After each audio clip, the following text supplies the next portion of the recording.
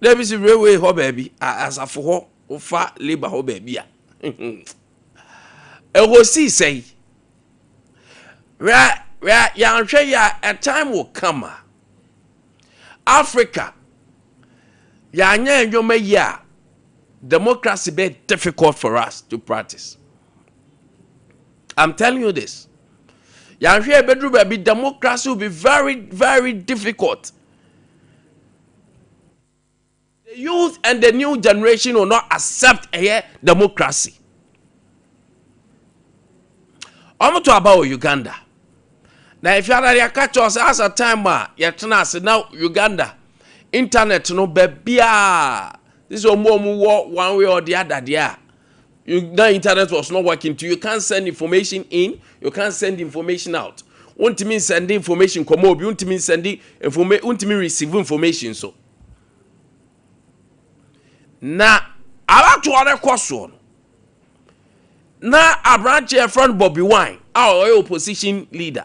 Yeah, or other people are no more, but the contest na kasa die. That is between the incumbent and your president are not so. Sompa FM. And then a branch and your friend Bobby Wine. And you only are not a president to know. Omo ya me arrest a branch Bobby Wine added it to if ye and your friend house arrest. According to him, helicopters were flying over his house and everything. Or then a man in a mamum piemu of ye, come to Abanewie. Now, Ade Akye African Union, young behind their coso. Everybody, I think African Union, no munguno. To be honest, everybody, that means say we are not benefiting from AU. Sa diu sinya de ade omutwa nkofo bi na e dey e waso muslim. Because how come Abrante bi se Paul Bartholomew von Dobia ono aya Cameroon president within 92 years watina akonya ne so sa about 40 years or so tina akonya ne so sa within 92 years sa ko gina bi ato abaman eyu hu ye. They are practicing what we call democracy. Now how come Equatorial Guinea, one president, Theodore Obia Ngoma, so one I know. Theodore Obia Ngoma, Equatorial Guinea. Share kwanya papay, Eddie Amamuo Faso still or that's what so. You for any trio. Okay. The new young champa Oba Eya Togo. For Nasegbe Omu family no.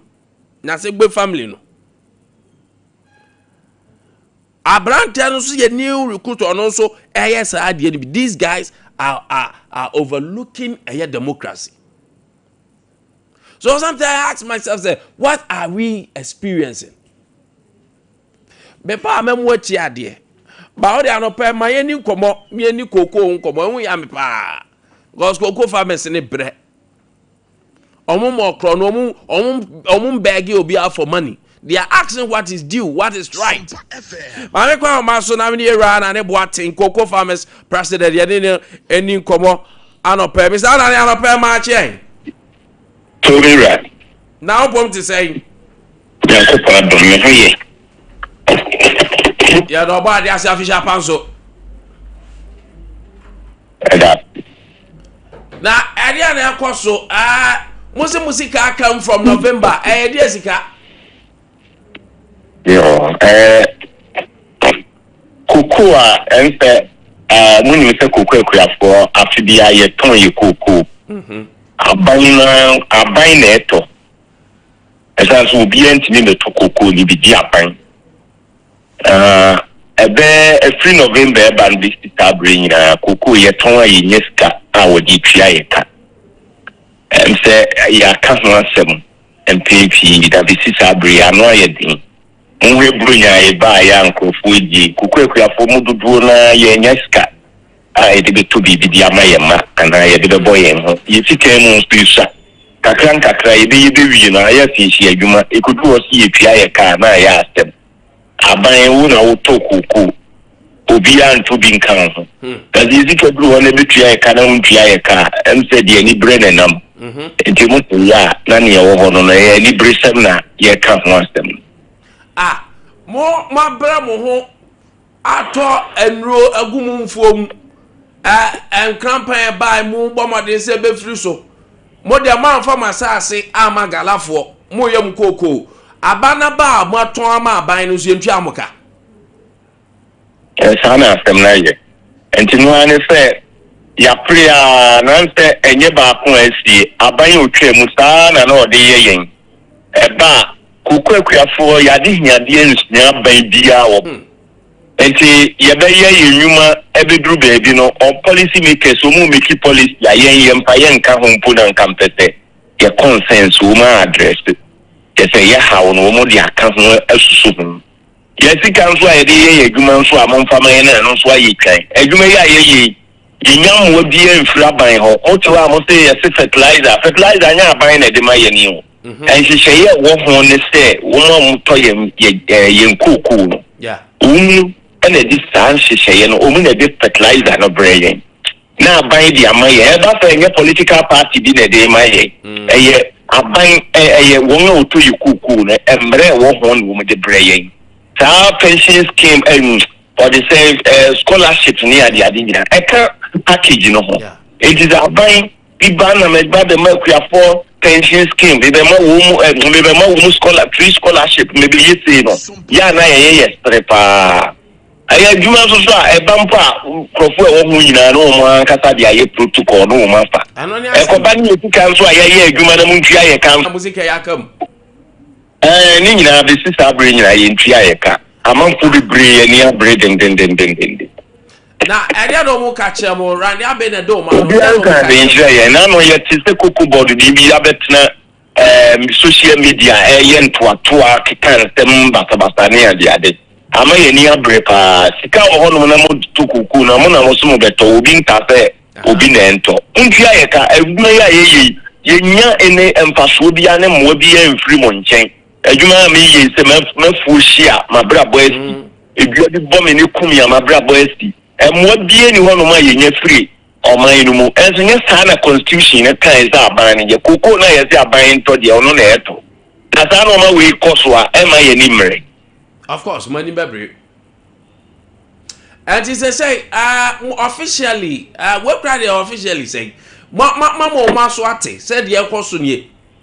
Niya, ye ntrolete bi ama obi a, aban we ba, aban o ho ba kono. Ye tron krata according to be 8 times ye bo ahiyedu. Ye wan da kokura ni ho a woni ye tena ye. A ye kura ye ni she no so. Ye tro letters a who we one reply ba kokura. Aban we by the same thing all ye the one reply back okra aban we by the same thing all ye come Mahama president Mahama and what try yen eka a repair ma minister of finance the finance and reply ye the besine amen the work the letters over 7-8 letters said ya kunyina mu ba kokra mpuniwa e di ye tro letter na ye tro akoma wen ye tro letter bia tam gina say ya yani ya pa ya mwaji ni ni ya nso ya fande ye la ni koko no o ma be fa ko ade wo momo ho ya koko ya do uto wi a waton o di ama aban enti aban na wato koko na ma no e ko de ono fe wo de ho enti koko ni enti e wa o di fiti ama wen uni obi a wo de ton ama no ono na emraso wo na ton no ye den ya wo no na afema na ya ni asem no hey asemi ha dwen na wo kwa twa obema na wa twa so a obi to ka ho eno ni asem no ye ko kan si a ye se mo obati ye se ye ya manyo sem ye yesi we ya manyo sem eduma me ye wu ka kokko ya me we ya manyo sem akom do na o propose ke ya manyo sem wo ko ka si a be no ka si opa mo bi frau si obeka tro se amanyo sem na ye enso me meduma na me ye hu eduma amanyo sem e wu mu ne sem Iti customer can come and your mammy and say, no, say, I'm on your son, get Jamaica. Yeah, two women. Mamma Nas and I has a bit of cocoa board ministry. I did see yo. No idea. I same way there. I no idea. I saw him with you. I no idea. Hello, yeah. I said, members are not done a serious news one boom.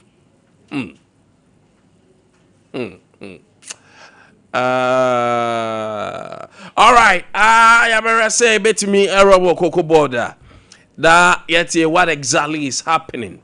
Because I say with them me tiasi enye I mean tiasi to be honest. Me tiasi.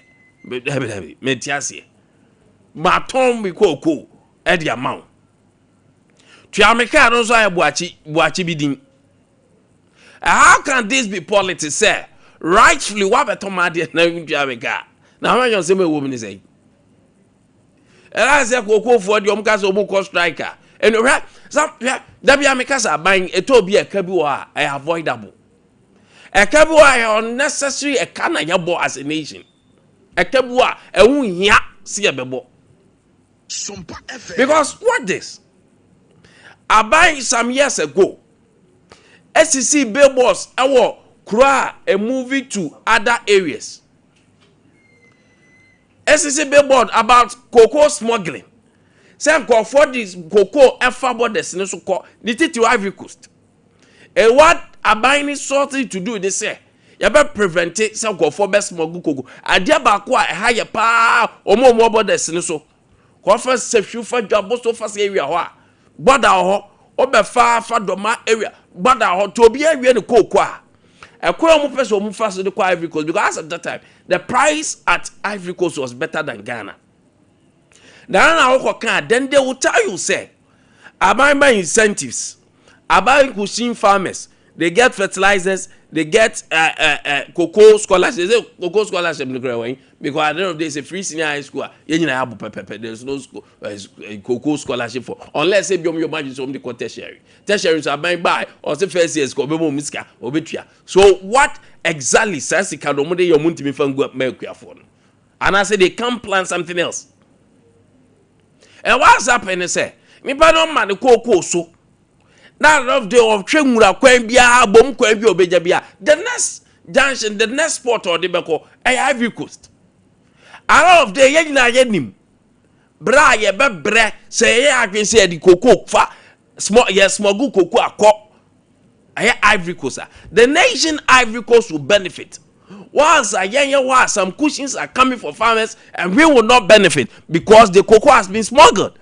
Just the cocoa nafa. Kuntuna say the kwa Abidjan, Côte d'Ivoire. But dear see the next season a banner say Anebeya. You heard them saying what is that opinion and acre. The other so between hopeful. No one can say between move for Eddie Noka. Don't find ways and means to smuggle. That is how I understand it. You can read your own meaning, but I mean metias. So what are we doing to ourselves?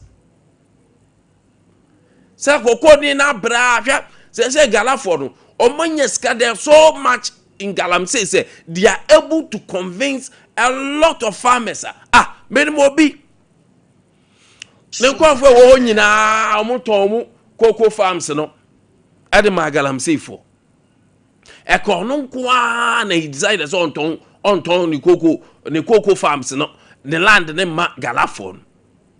But do you think say such person senyama to aso yese ya aboa no ka ni brew aboa no oka ni bre e kom be nipa take decision bia wa hwa be we da won so make wise decision o aboa ne ka ni bre so aban na hwa nya bibia amfa ho a then we think these guys yeah politics yeah amanyosem e wo kokko ho a then there's something wrong with us. There's something wrong with us. Any papa trunk character you do bako. Then if as mom can I don't think Mr. Anna no be trying to for anything. So as mom can say netia. na CEO at Land Cruiser mo je ne per diem agent travel allowance agent entertainment allowance kare na krada mama John Draman mama his excellency so atwam ebeje ya kan say nifu allowance de atwam ye DSTV en ko obeje na cocoa farmer na sebi mpreduasa ono no afa amaniem awiam adokoko ama cocoa na dru ba bia o se dru no ne kakra ye de bema no so a enu ba bia esam da ye te ye during time and this for bo opposition cocoa bakra beto ni say ye be beto zafe dru ba bi kra de na afa mu dwane mu cancer foforo you guys were singing an ancestor story boto cocoa an story na kire. And if this thing should continue, then Ukraine no be. The only thing that Ukraine be ya say, or be find ways and means. Ways and means they say to smuggle the cocoa. And if this happen, I make right as also smuggle the acquire vehicles. Though it's illegal, ya true cocoa and also say as for floor. But you are forcing the cocoa farmer to do nyama be any so ye. And almost so my bembe bunso sadia. Ora na obi a onjwa na enye ya no ato amagalafo no age ne kakra gu ni botom no ko ti ebe kakra no the second producer of cocoa dey di dwan enum no fifu kra me ayenya because nsase na ye dey ye cocoa ni na on beton dia hegala and people have started minim cocoa farmers bebre o ma sha se ye gala yes no mama and brofo small scale na ye de. So some of these things, any see a Karandiabe, any say about public. I don't think that is how you were managing the football. What GFE says a Groms as or a school member. Tell them, what is this? That kind of crunchy. We should tell ourselves the gospel truth. Me, sign your way and he told to be. Oh, we are taking farmers for granted. Best. Now the best cocoa farmer can near man one. Ya peja wala tibut over do see I go do go then ya bring na ko here best farmer be ya best farmer if chief farmer na ko here aje afei you do best farmer district or ya man the crocodile those days crocodile market ya man crocodile market di bi ya pe ba kwa ya wala tibut or cry they agree.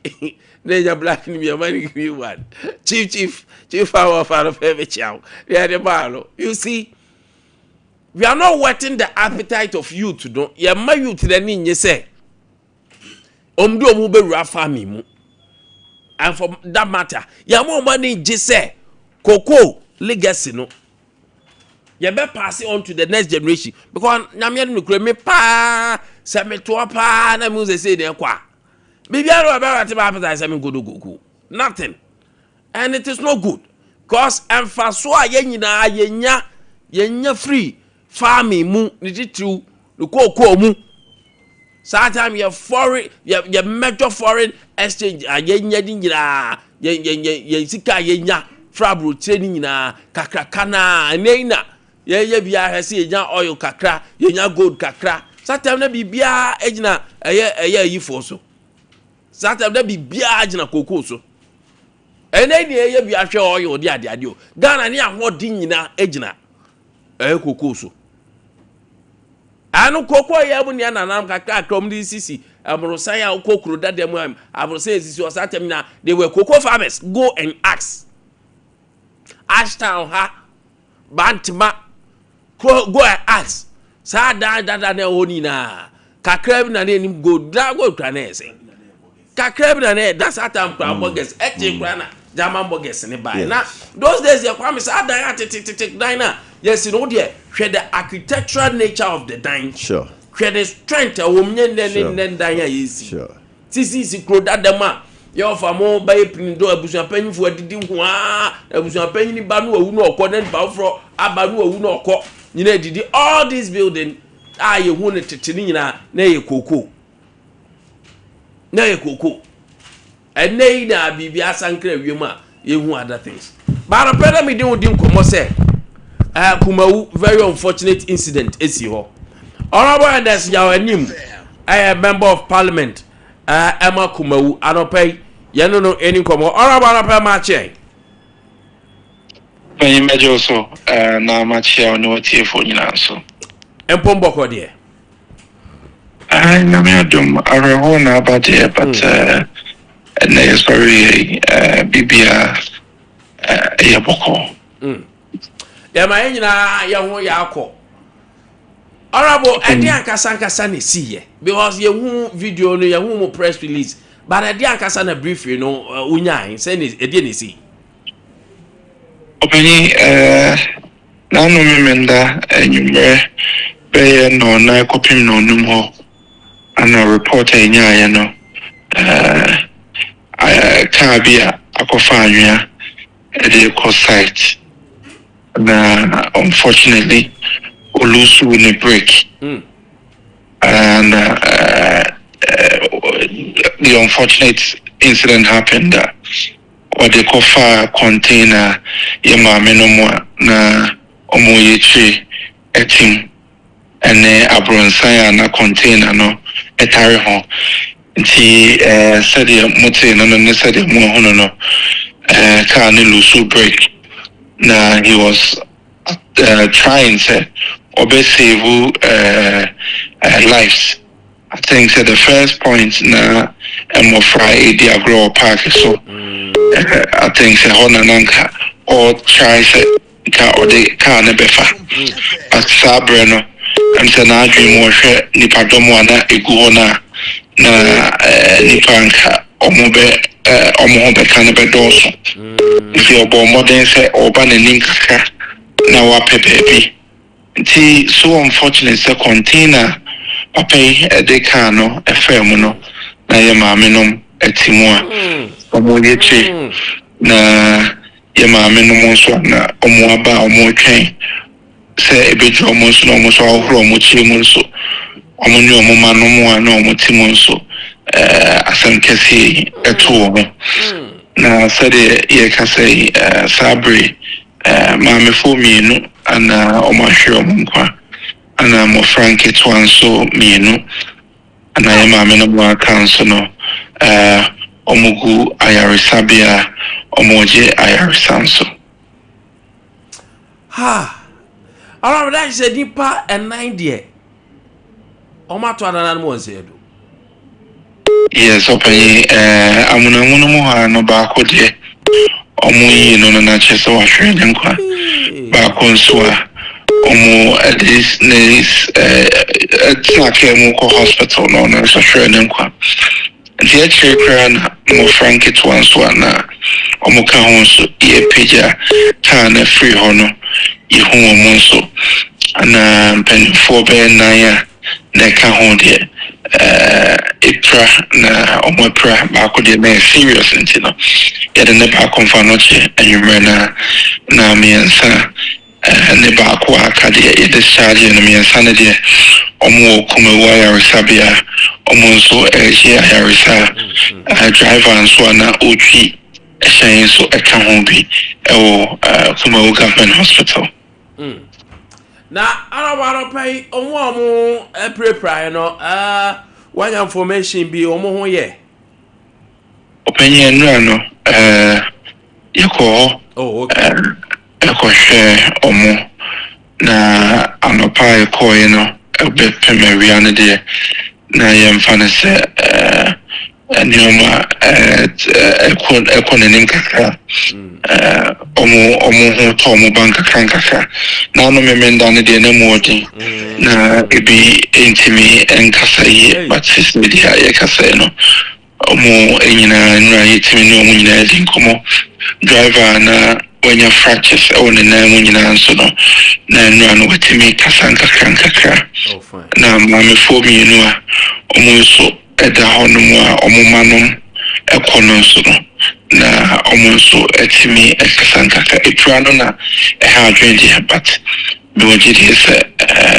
ya mebe mo yarisa ama omo atimi aba back to normal na ba ko a yede ne ko confirmation so no in a report say sabre doma ko ye kakra na Saturday no na evening, but and run reporting and at least recovery no air bank cancel. Honorable, Moni Juma, make say Mwanka Samwati drew hono, Ayana, Emma Rechiche Kaka. Minim say a very sad moment for you and then the constituency. But you best say, I say, on she na yedding. I no pay minim asama, what they be ma wana, or constituency, I wash ya, would tell you so. When you dear master and say, your best friend Bible. Ediama Abusia, one sure Madisha, Senior Copona, then I reach Cherbema Abusiano, and Ra Ahomete, or my Bakwa, or sure than Papa, now on your Mabofra, on him, Akola 6 months. Hey, and on the Neba, on him, Nina, on my sure Monqua, to share Busia, on my head. Or this year we are a hard dream baby. Where Mkolami Nuya, Omuma Menum Timi survival ya Omonso Sabre crack as a grandma back cried Yamona money because the condition of woman and you're right, crass give it to me abono sa I money. Tia best friend Bible and the Diamna Busiana said Yankopona a bechiche Busiare. Na yadeshian so and omugwa yarisa bia hodon so yankopon na be mo yarisa na omwetimi abeka atiasefo hon so entim Bible na mestre e dia ma ye constituency na omo so ebetimi e dia rechichen so ama busuan omahwe omadeshian so omwetimi aboa e wo sa kwan no so na yahwe na busuan so anya rechichen. All one of ma yanase na send me kind my yina ho yako anope das. It has sense so open. Sompa FM.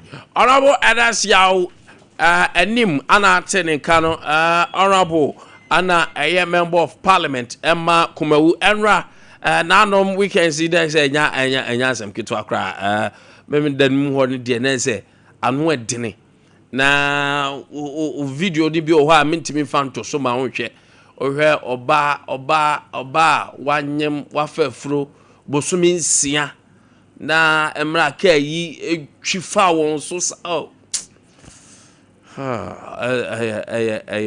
a very sad story pa ba onyem bosumi makma ku nsia na on kekan kwada ka ho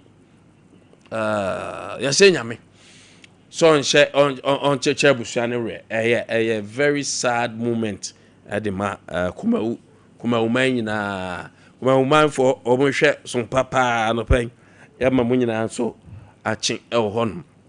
All right, atoaso na ye ni komo apela me catch you say African Union a high time say omutena ase no mu adwuma asa meba metro mass for so bases on komono ano me meba that already across African Union ni mu a everybody you ask yourself say hey did you across yi e dey na signal be na dey ba knowing very well say everybody to say Burkina Mo any other places and check cry ye hu dey course and the union cannot sit down. The union na be ya say ye mo frim ya suspend him. E be ka krambe suspend ya you mu nya member ba kokra o. Dia mu ye. And I was shocked and surprised say you for the character be by. You for the character by ya. Ebra emranche ne maba wa omu wo Uganda ati omu egu montene so a omu ye kire no. There was this character omu de baye from African Union. Na utie se ni ade no koya. Me wona say ade this union money letter down. Barbara, let them get the letter. Information and Communication Directorate. Press release number 12 but I'll be back so munya krata na mami ni nkomo mene yera David Kwesi Hadizi Edeji let's say Efu okay oye zone A manager Ashanti region or Obayana pay marching yeah yo Abijapa I think I'm clear and every also na dollar number do be 8 na 17 na Mahama Yewura Mahama Jumapa o ye ne Ghana for nyina ni age na o metro man ka say o be ka say afise say dem anya basis ani ho odin o ba se de ya mi tu mi ke Yewura Mahama da ro ma nti no enche bia me na eba say mo basis say o na ho odin te say ye basis say o you were 2 set of buses. You were VGL, traditional, orange one. And I wore the yellow one. Okay. VGL, strong buses. So, okay, Metro Mass. You were Kufo, Eddie Bayano, or the VGL, the shop here, orange one. Etina Ajumane Koso, Yura Professor Thomas Bayan so no or Krasu eto VDL at that time having almost 1,000 buses. With a time. Yes, almost. And the Yura Kufado Bayan and 2020 more no Mukofa the Ulu buy. The Ulu buy in fact, Omu and share any due diligence and some of Mukabasis. And the steppers and count company like this, I'll call Fabasis. We have newspapers and count. In fact, a haji, Tiamas, Abasis, who buy a seminar to Donna, ya packing spare passes and counts here. Omuto man fast spare passes are man, as I say, because that's spare pass the Okrebiabinia. On the Uko crab buses, our same company make spare passes available to you. Anytime we are here, Bian, over to me, Anya, Akofa, Eddie, a service buses. And see, Omokoto buses in the Bayern, maybe this are encounter. We find it difficult maintaining or servicing those buses. As the owner here, Juma Hobuabi. Now, say, oh, you can't be a wa, oh, your ma, okra. Now, we also the money company said that someone nibia other than Monkra. No, and you say, you crowd. I didn't overflow, say, you spare passer. Overcatcher say, a bingo. Any system, any system, and most of the time, this is your magazine. Yes, magazine for the me boy, I am watching my mama. Technical people, or would you imagine, say, dear, buses, who design companies now? Club buses say more than over 100. How do you be a say? All these papers no make sure anytime they are here piano, who club on Sabaka. And that is the situation in which we are now. Wow. And the Aquabasa buses on that are very resolute to go on fire. If I don't say, Aquabasa, there's a buses in go on fire. Oh, buses, yeah, Basana. You have to declare it unserviceable. Because spare person you are over to need a service button, like I say, I'll say a packet. And you over terminal, won't see a packet button in the baby. You have spare person fine, and today you're grounding or sanity. But once the set bus 313 dear, but by movie show, when I say, oh, my tongue. Edi ama ona wodi ni mom no eno ye dia hin dai wu na say first one stars the on ton no normally VDL and on ton but also we know mukra about the wu by 2020 and you 2020 and I be seen then I say I grinding kakra Omunya Tondi, as far as I'm concerned, and this is about power. No, you find some cabas Bianin Ago. But every time, no, they sold more than 300 buses as stars. VDL. na saa basis na say no muton ya na asesey if I just say saa basis na wo muton ya na asey ana na esikwan so ye adwuma oh na basis on serviceable na say we you fear enyi until na omudi different straps na omaton ama magazine for an strap dealers no enti muton na as condemn exactly omuton condemn every before time no muton e ba ya nton back bia o ye adwuma o nti wo so o metro ma say nwane I just took over. I took over from as a manager. It's just about 6 months ago. Into beba power no. And almost around almost more than 300 buses and almost as staff. Any office. Office. That's a bus in there. Uchu play yes sir. Oh, that is how it is. That's how it is. I send you can hardly. Okay. Bus in your Jumane Guyadim never space. Send you come to one can hardly. Oh, you can't say a hygiene. You ever told me, don't say, quite offer to a oxygen. And no problem, no, because all Tom Bass is 300 over 300. Now, what realize about 2 point something million. Then you move to Canada. And I see car, all the two soon, so all Tom Bass about could be 2,500. Pass Kakarakawi. Now, only two soon. And then I hear, and I just cannot so corner. That is what we are looking at. And then you bonnie say, you have oxygen car, you mushi, then you bonnie, or the uncle say bonnie. Also, Omuto be as low as saying. Oxygen no. Almost won't be as low as 2,500. As 2,500. Ah. And they almost realize it according to sources. And what we got to know, no, about 2 point something million out of the sales of those buses, 300 plus. But specifically, we don't know where that money is as we speak. Let's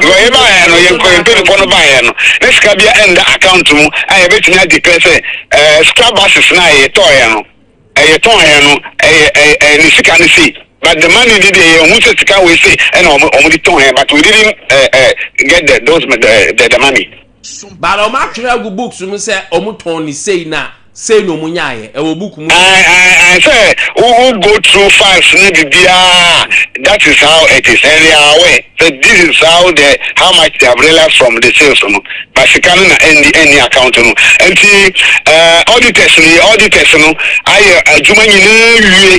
very soon prosecution will start as far as I am concerned auditors now by after November December no more will be Oman chelem so say bia yadi we scan yadi koye we those scanning the account there be who be there fire tomato wadi and me let's get your accounts now chira the other scan enye di no wadi and do o mo anga baba anza be scan omudi koye na yama nyosem na mode ye de enyama no amanyo sentina mi ka cho say auditors no abemu aye omajuma nyina awie this year ya wuremu very soon no munyina mo beti auditors for nka and after prosecution prosecutors no beti omunka enyama nyosem only saying this no we are not vindictive ade na obenya film but we are resetting the country and ade bia ekoso boni bia no yewura mahama o say bibia eda efa na akoyemo ye ntimi ntina oman mu na yebebu oman na oman japade na nipa baku afọ efa de ase ni boto no de ye no huye na oman ni brese tem Thomas no the services are render inter and intra but as currently we are having only 115 buses across the country when we started at a point we had about 1,000 buses. Until you say, yeah, Juma, let's say, you say, Juma, no see, Sikano Suma, you see international Ghana Kososa. Because as we are holding them responsible, accountable now, I know a time will come, we will also be held accountable. And the Mahama has 30 presidents. See the BI, Ghana, Japadie, then the Pabiba, no one in Basanoma for Mumani. And you know, that is the agenda now. And then here, I'm on yourself and a idea. A resetting of the country with everything. Everybody should be part. Me manager and Samanya Majuma ye, Nessa or Chinabi, mean any power. If you say, oh, power, crowd, you say, Ramahama, or Pancho. Only over to when you are you say, President 07 and that President Mahama, over you, Nema Basa. For won't tell. Now, can you far back? Yeah, but prosecute 20 years. Okay, for the way I handle in Yama. All right, Mate, my nasi. Now, maybe I better sabi dinkomo. Yo, Mate, without a prime, sir. David Kwesi Hedizi. Anopay ono a manager Amazon A Metro Mass. Tinkomo ahono de ekono anopay for WhatsApp message in the 0509 438 500 0509 438 500 WhatsApp no emfa ho na yankin kama sanso na Facebook nso oko Sompa 93.1 Sompa 93.1 and also so for message no efa ho na no pay yanye na yankin kan na wiase nyina nso enhu they also ode apasi true ewo ho na Emil Smith and Emma good morning and pay Emil very good morning. Sansona Derek Aite say I'm watching you live from Kurakan. Good morning. Derek Anopa also ya child good morning. Awo hodom na Anopa ma meba African Union common so. But my main catch us at 21st clinic adaro my sciatic and engineer Johnny. So we see na ya usisi mount issues are the best clinic that you need at 21st clinic Anopa from 0540311311 0540311311 0249311311 sciatica expert 21st clinic try Arabia now so about sciatica dia anopai omu ana agiagirama warshaw ma wato Kwame Nkwantabisa atena sen na up 21st clinic abakumasi ahwa overseas yan ye wosoro anomu from 21st clinic doctors and nurses nenimte omo bo adwuma wadere obo ase ye cancel quarters court junction Accra ye odome market sunyane yo teaching hospital ye ne bo animhwe nkransa obenya techiman so obenya yen 21st clinic hwe yare bia oba ye laboratory services wo honum sa enso so ane ye massage e wo honum Kwame anopa ma che ho ye de yo so Nyamia dum apomu ye na enye de nkofo ye dia enye de nkofo ye dia papa nka bibia ye fine I don't think you are looking smart. Kwame, thank you very much. You are looking very smart. Yeah, thank you very much. And yeah, no pay you so looky political. Me African. That be who looky political. Our Express Group was some no more.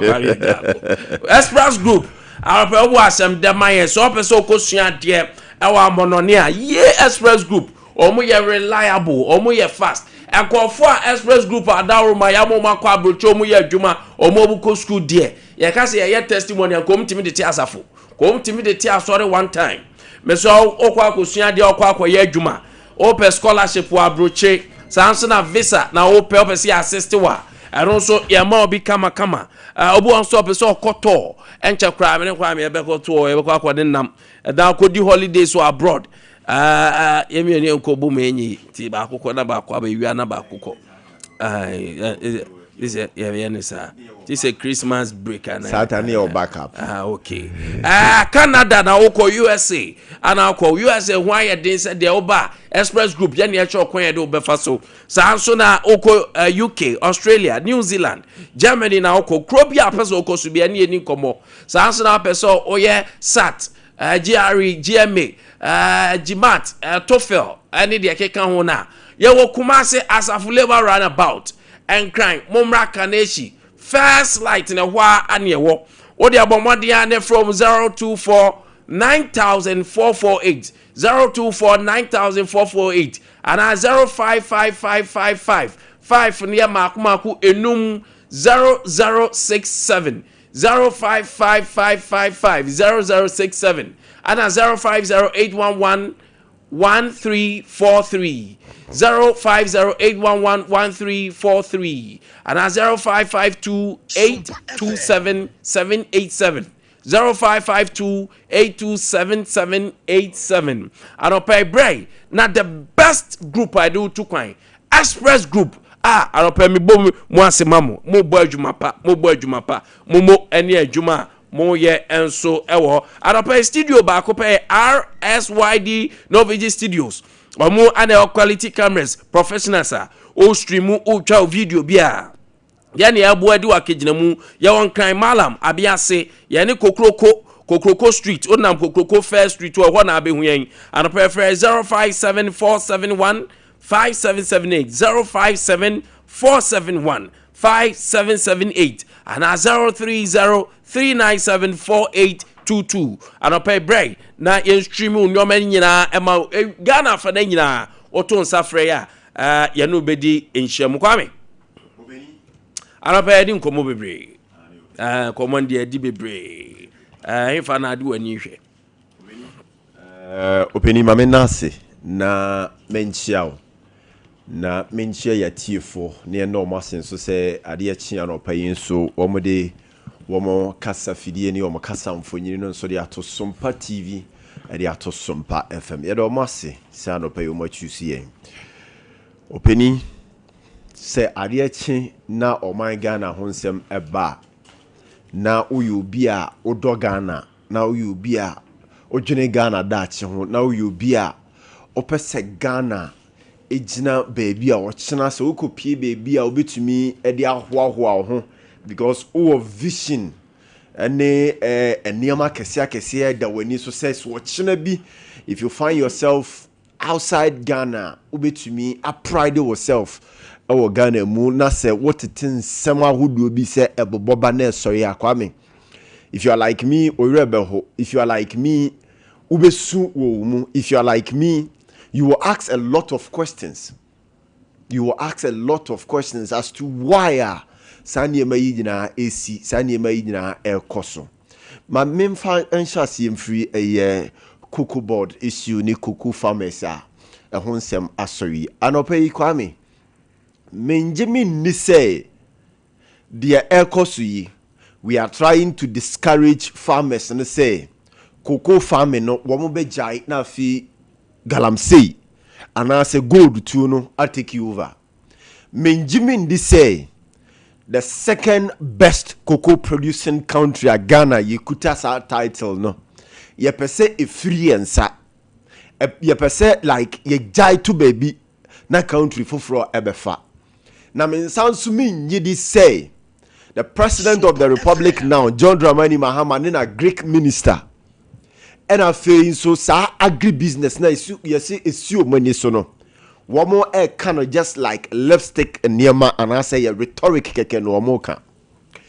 if the America in ante sa padia then let's ask ourselves this simple question say ene yesi ya pese ya agribusiness na agribusiness no so aye beye no ebe jina bebre won niema ye produce wo krom ha niema ye de sha asase ase ne fi asase ni mu na fe ye dane no de aye niema foforo sebe ya ye kopie mu e world market just like the Bank of Ghana governor now no di tuja say e was say Ghana ye increase your production Ghana ye competitive the world market per what is happening now no I don't think that the Bank of Ghana governor can now no we've opened our ears well say ye tie na accepting in a heart say ye di ba be di juma because if says yes how could you say cocoa farmers were going to produce cocoa the mouth now the jiwudin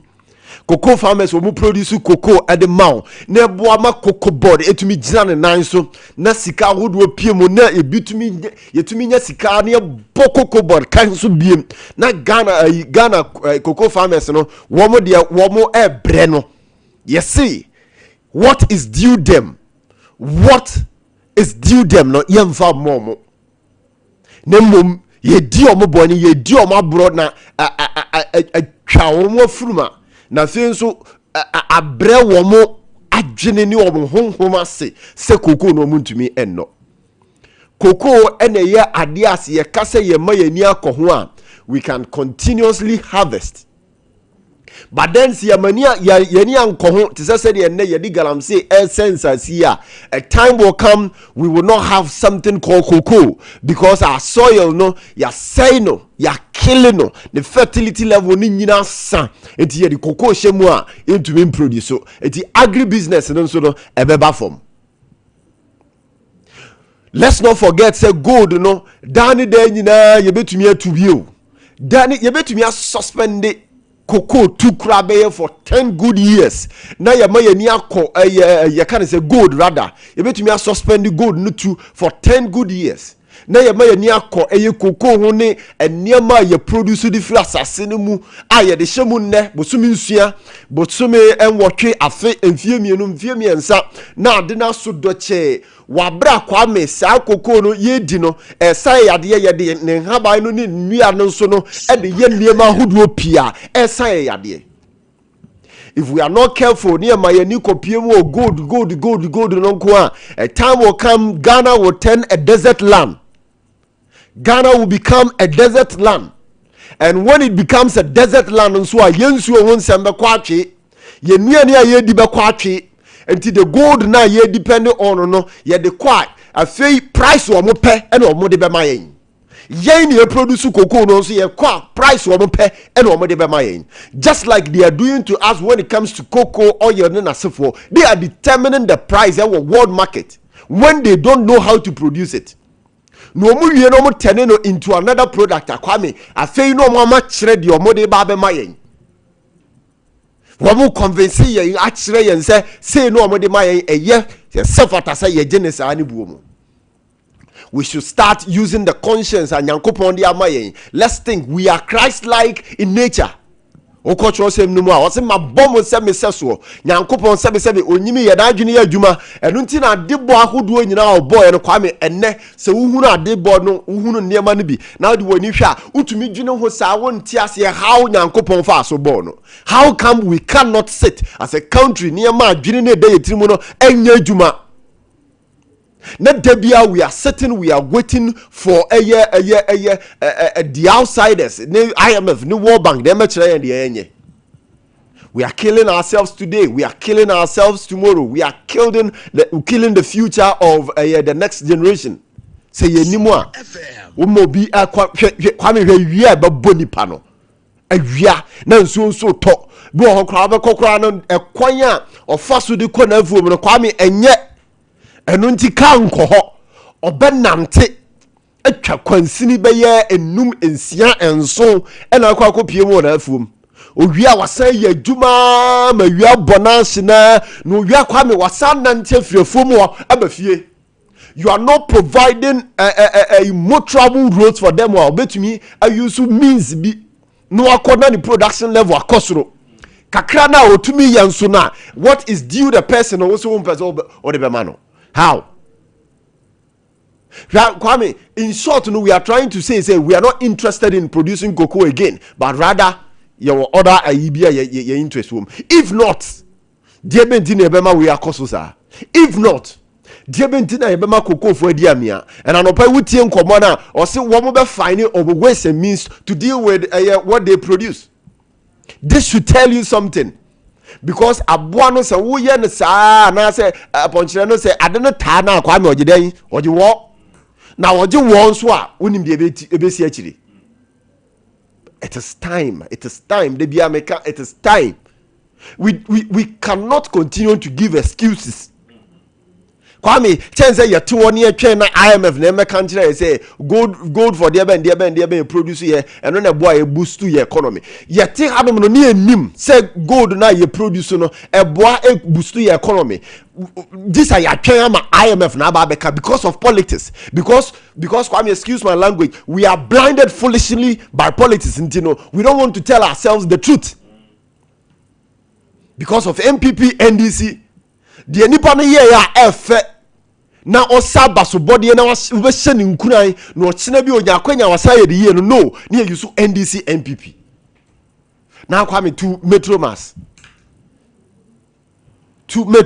Kwame nti ye no ne se mpa na me Nti de ye ton ye 2500 metro mascas ni bi de mo 2500 no ono de otumi ye ni yie almost say e de fa kon so almost on scrap they condemn na ho tete nkomo ni bia enne ne akwa ko traffic indicator adechie ne atu gearbox adechie ne atu ne tie intentionally ye sheda ko tutu ye wi ani aton no say 2500 to engine nko a ton ma condemn to mirror ton ma condemn for to gearbox ton ma condemn for to joma on to boy joint no to niema ma condemn for body ni kra ma na to no separately 2500 you yanke ko tutu because am ni yes gazi tam yes gazi tam hey Kwame ye memu hapa de anopa impenifu tie o momfa nche but I thought that it tempts you to use some words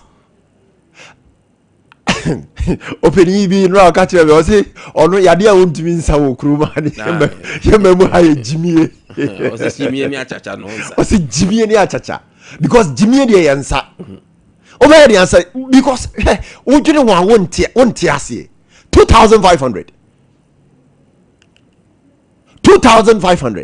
now the scan crowd motor kra hu baby scan da scan 313 buses no motor en ye hu baby scan da now the 2500 scan kra ye hu adabio ye tirimu na dini sa na se ye yemu na nwuno na se ye peseme nkominya na ade ne hayen ade be mpa ne ye nha wo kuruma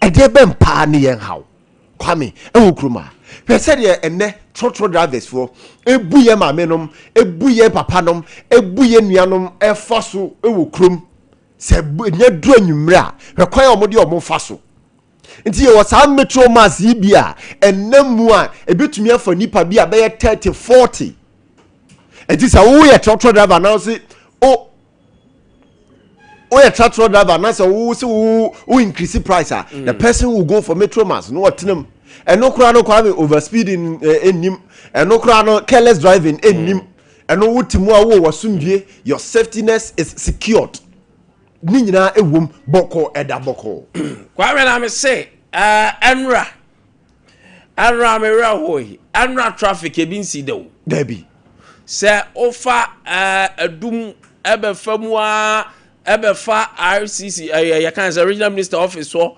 ebefamua masa traffic ne dem si mi hu bi da special traffic wait festivities no kra fa do na no traffic ne na for Kwame traffic in enough form.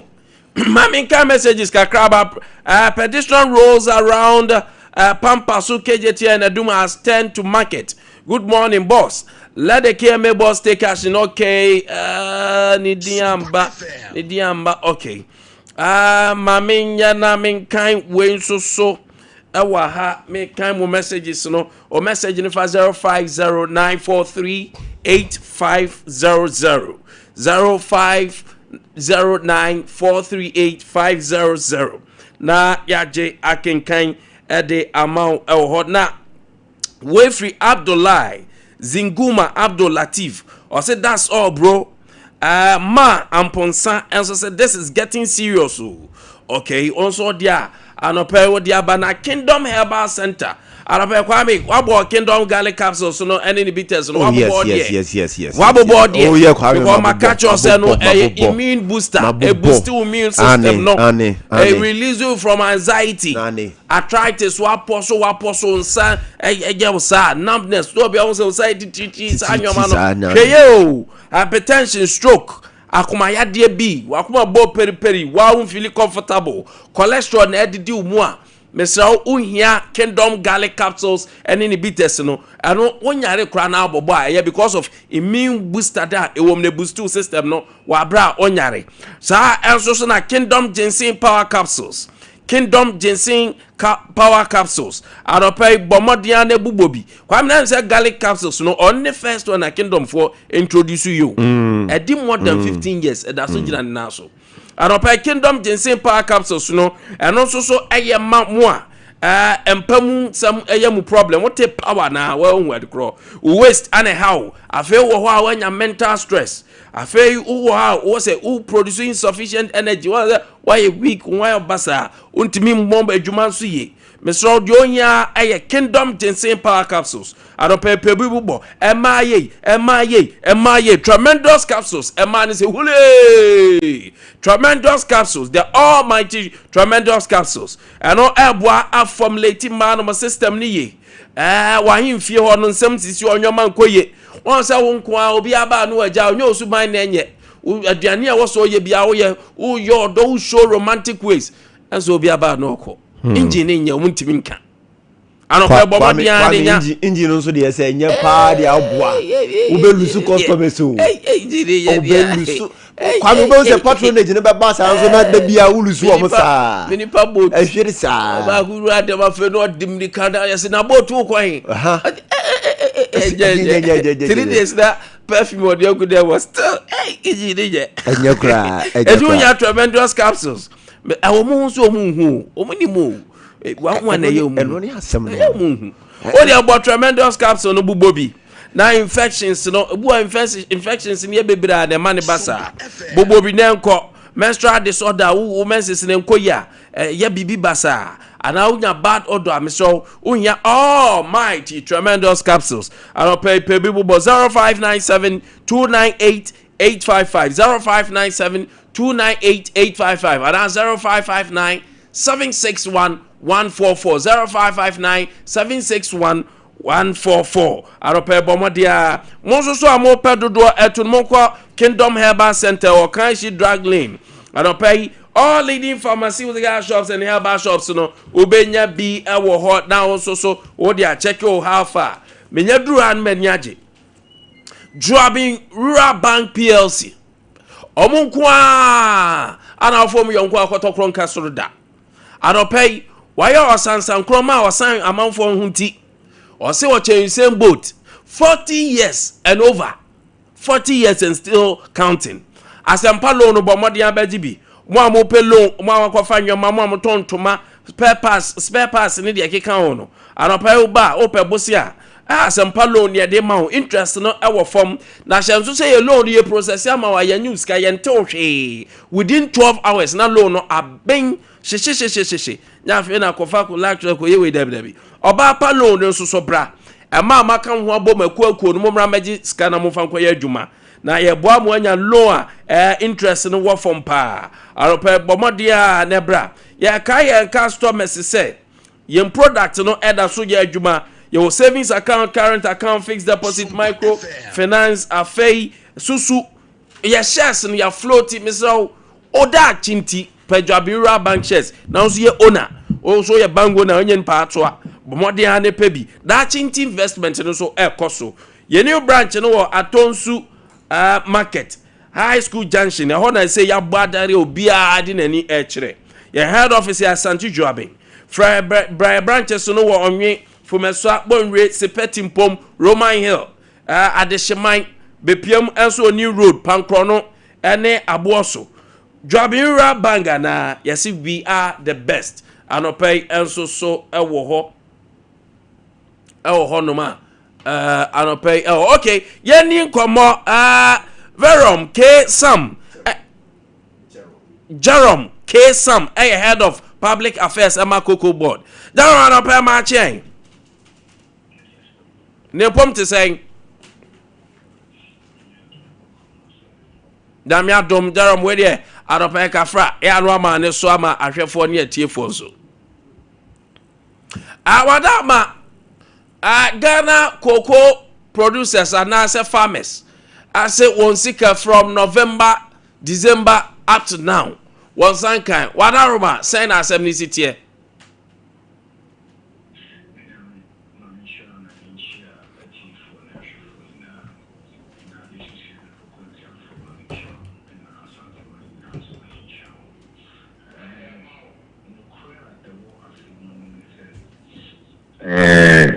farmers no any a year cocoa board me dija through a year near a fellow LBCs no and as a licensed buying companies no because farmers no and Tom Cocoa and Farmer Cocoa Board Street.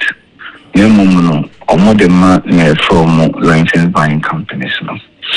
Na near a woho any. So, Oshe a Cocoa Board in Shishimu. Or more a financing model be. Omodidi Omchuma.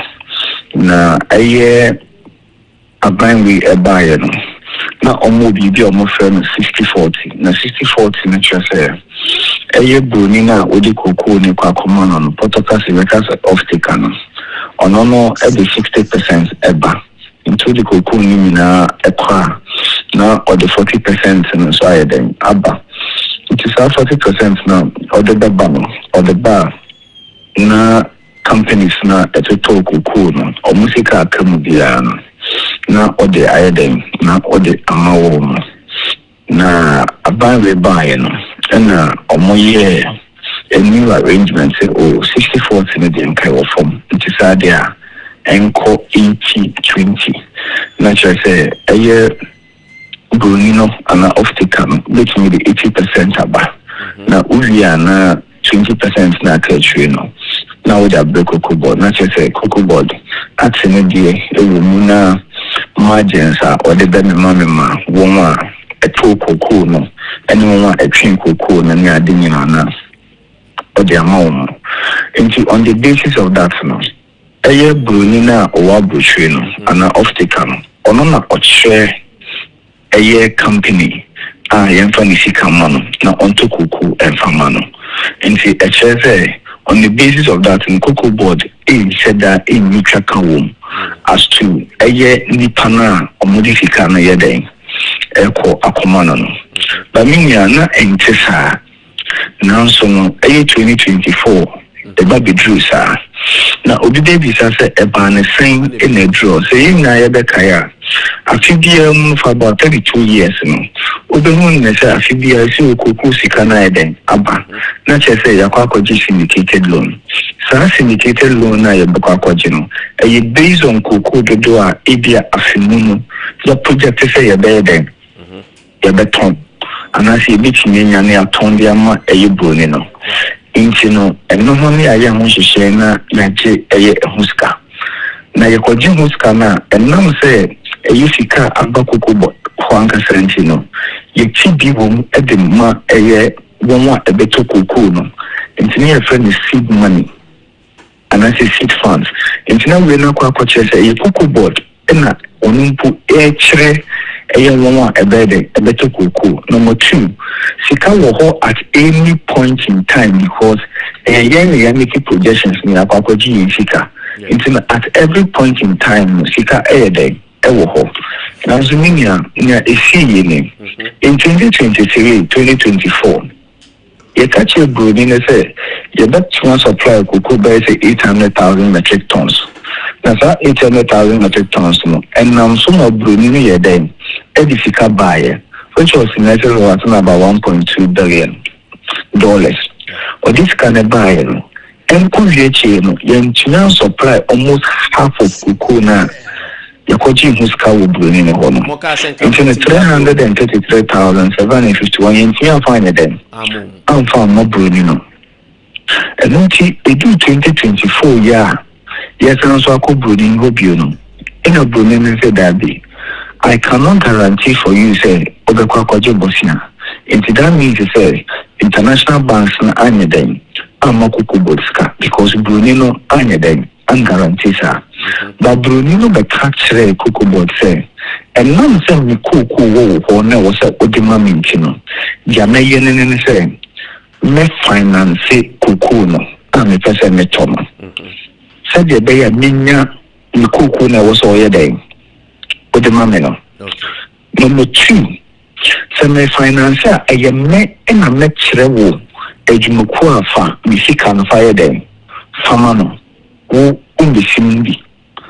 Number 3, Sikana Medema ono, no more mubi.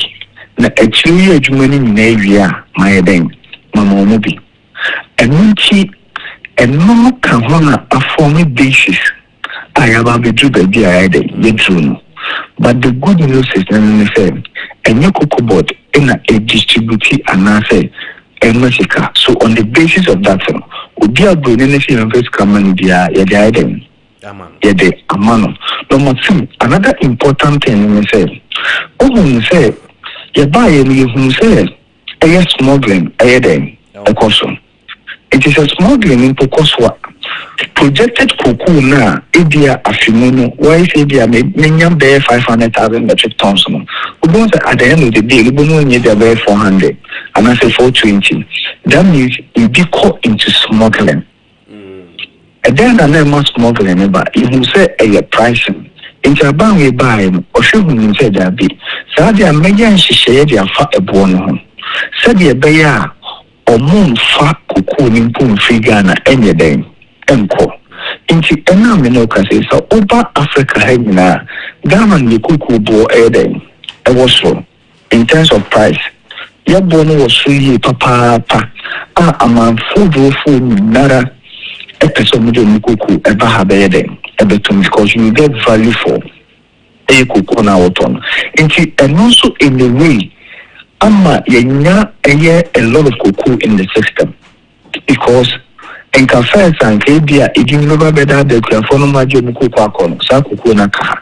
And there's also the possibility, say, Sajan uncle for the Kuku free her at the Krama for son. Sana Mafu being Sukuku, a bit in a day, a bit in a baha. It's almost as a lot of cocoa in the system.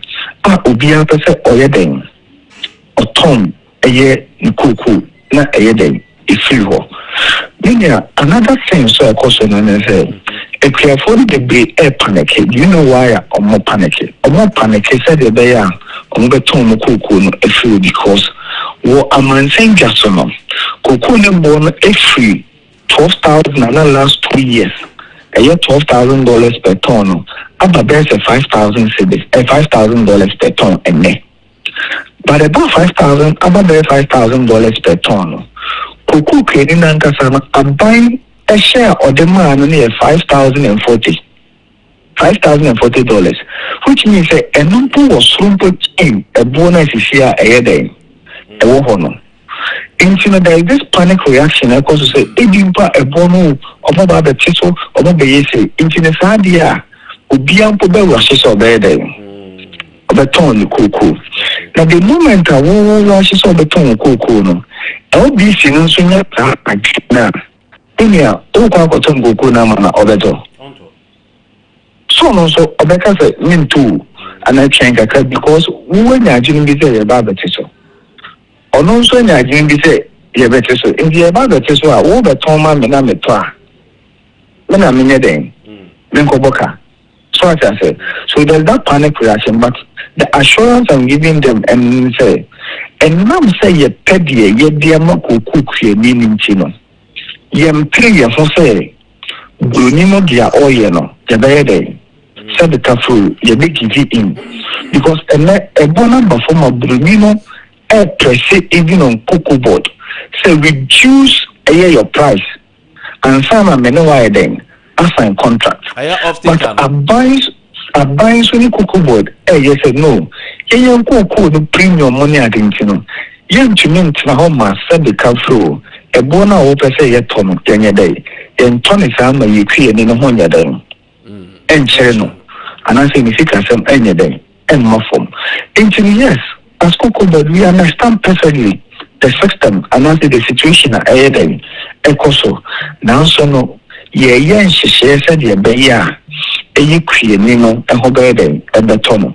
Ain't me a custom chain I mean, but so chain ya, mature, a quiet first way baby baby I day. You drew Anka and was Senka a day. You drew Senka, Sabika for you to me, Eddie Macroma Brunino in 2023. Am I a consumer syndication and asset indicated loaner and can finance crisis in case because in your number 2 then person your day ahunharo so ebeji bruni no eye in your manner or you na tum then you clear me no ne why then ne waka and you see and also and then number 3 we are doing everything possible because you know can say enche there will be a cabinet meeting akoko board where there for us to find a very lasting solution to any situation now then ecosom. In case I just say careful and say they should just keep a little bit of patience now on for a mind. Matu was say, but will you also say, sir, the differentials are about FX in yen city dollar no de man yen I know account to sa situation we. Oh, many onim. I had the appreciation of the city no. And ya dear mechanics yes. And no affect cocoa body and revenue. So I say I affect cocoa body and revenue.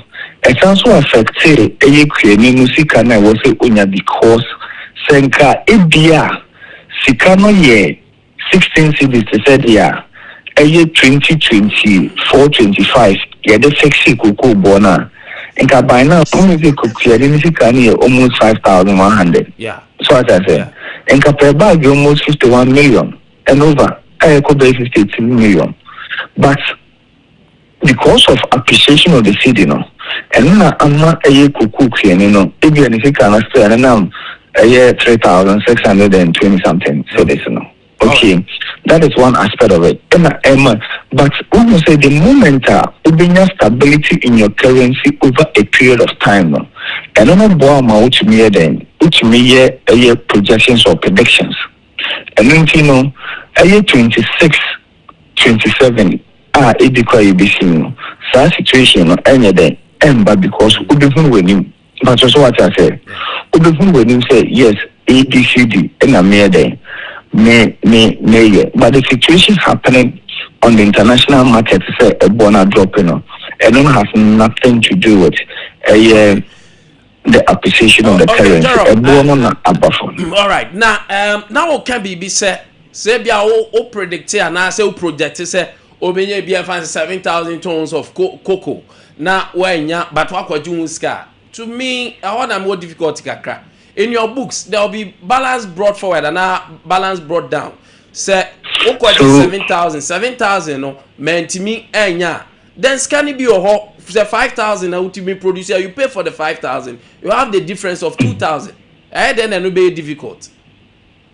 Okay, so I'm a work accounting kaka and almost say if okokoje sikano na ebia the tonnage was autonom say when timi anta ordinary nkabeka say bia me wusika ewo me coffee mu ebitimi augment next season dia made na but me sikaya mu ayedi so what I say sikaya mu abanda dani management already so you did not come to meet ASS Kano Jeremy establish omu edi wa bro man fan to cocoa ena makacho unto mana is simple says the project says say doctor 800,000 metric tons and I say 800,000 metric tons no you could sika for that and I yent to 800,000 metric tons now it means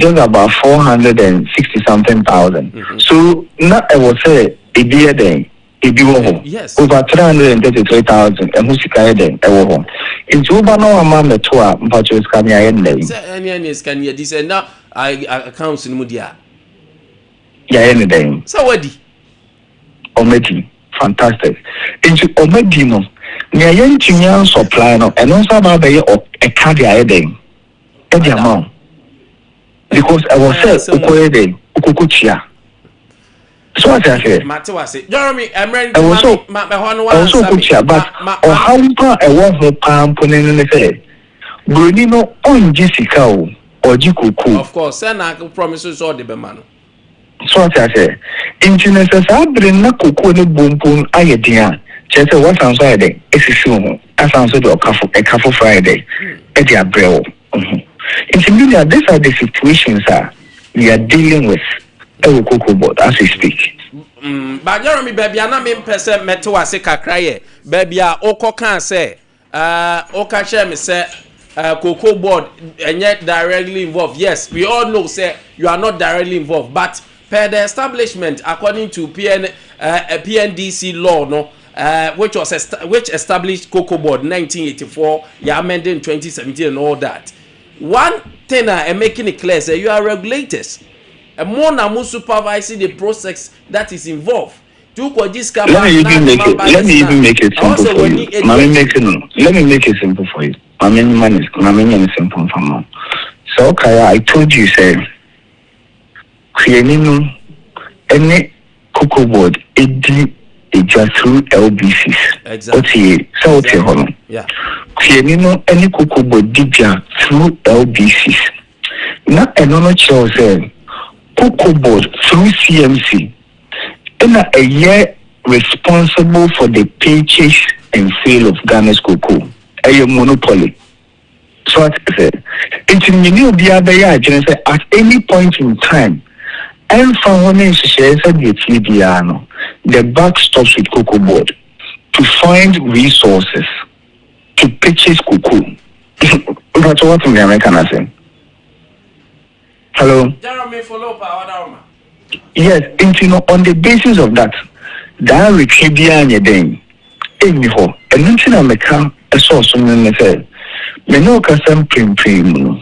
And she be was a Cocoa Board in paying for all around the abbey, and then in paying for a year. Said the bay a better a same way to Missy Babyano. Yeah, then you saw yeah. But you person so say, you're different year home, a bedding, a bed make us here. Not actually no, a day how the idea abba. The same thing in film and in the same. So, Oko people to mum from America. Not the Brunino, ASC as a woman, a bonus of the couple as a Oko di Tuma. Not say, creating no more by a day, everything because the catcher say, creating $5,040 per ton. And the farm gift price I don't know, bringing to see $5,040. If you are born a common thing, just a crown pony 5,000 and below. Okay. And you know, so what day a year preso echo Jesus Chicago at the break so when you know even 1% in pronounce with me name still creating sick and a day a form. But just what I say. Cleaning Michigan, a form. So imagine I could pay $5,000.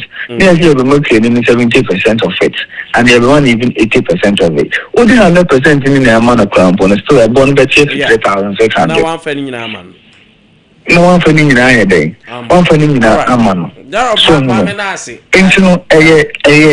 a hour. You take cleaning because cleaning be what men never say. Ejuma beni cocoa, so I say. And you know, cocoa na no. Cleaning no only any other source of income via can cocoa no. And you know, a bunny say you can imagine the frustration and the panic them. A woman. Alright. Now so no. The best threat one say.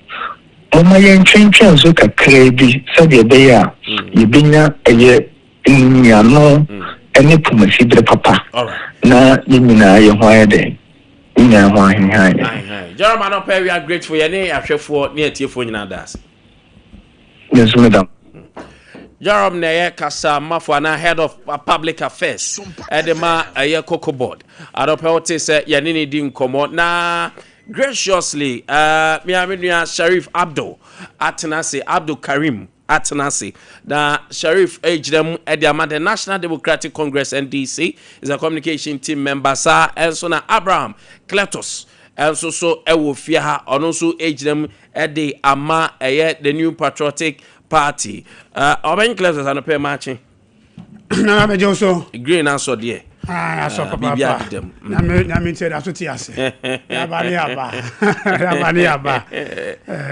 Sharif a brother from afar matching maybe I'm joso the point to say oh chidi aponya kopa dom and the city his excellency John Dramani Mahama and na pamfo enwene Ghana ekono bibia de na kwam bibia nso ekotote yeah no bad yase nice meeting you in person na arapa yeni komo na ma catch us audio message in befa 0509438500 0509438500 500 na yaji akin kama Facebook no Sompa 93.1 and also the Fawa na din komo 313 buses were declared unserviceable and sold among cronies in October 2020. Metro Mass Deputy Managing Director was it moton as low as 2,500 and pay any zone A for manager Edin Komo na scanning so na kofesimu. Domestic gold purchasing program helped Ghana economy during difficult period IMF and also Emrebema Yabeshe and also then we are hungry.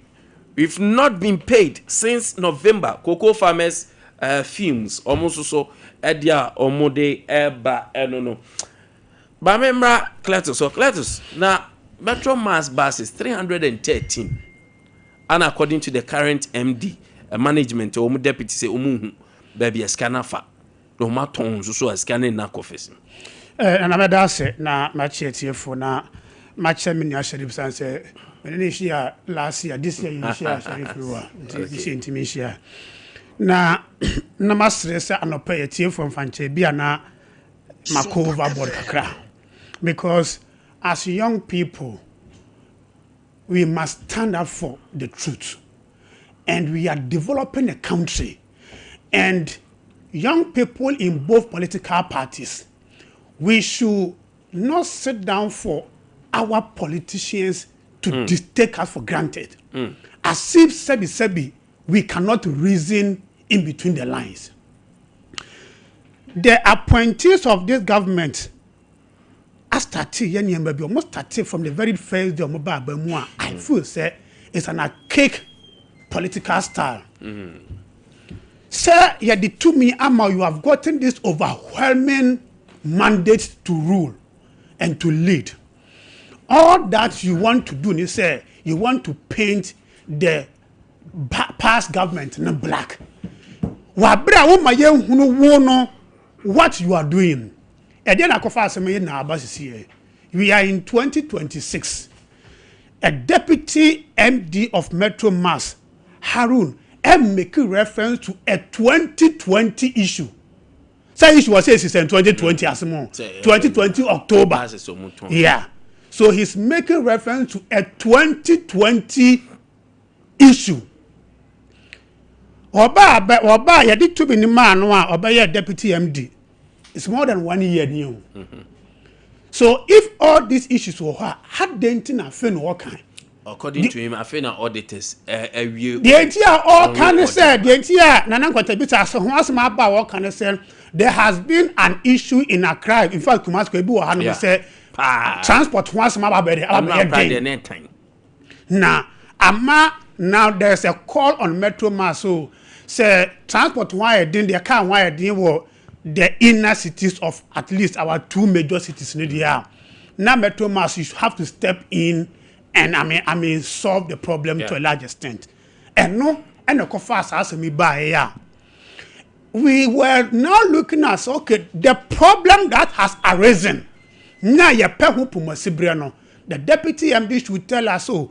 And she says any same money yeah I bet mama ya alleviate our challenge no. Now we now are saying catch now we are in the middle of a challenge say a man for nya car enko anya koniaba. Instead of you telling us a solution, you come and rehash a certain issue that has happened in 2020. Not even 2024, 2020. Now, was he able to tell us the conditions that those buses were in before, say, Okshiana?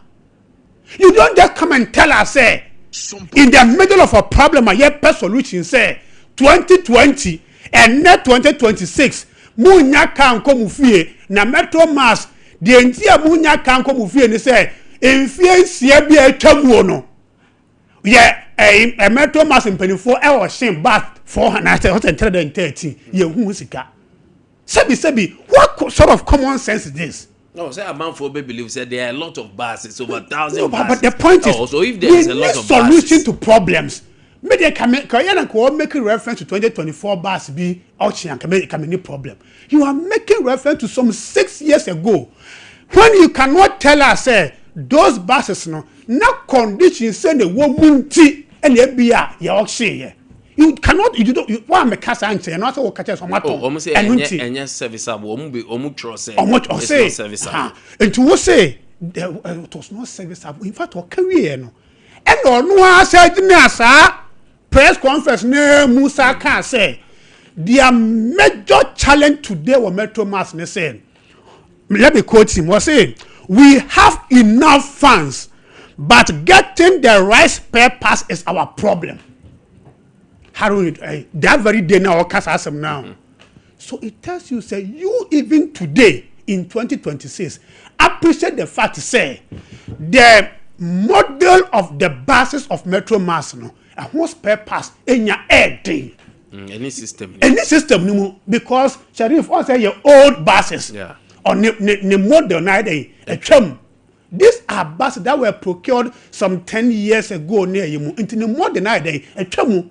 And getting a home spare person, and then I said, Toyota Corona, Camry, Abandi, a Bunti Ufa, Fiti Shop, Bia, so called magazine. Then you agree with them, said due diligence was not done. Then you agree with him. Because the whole Quaco Toba said you one mention a brand.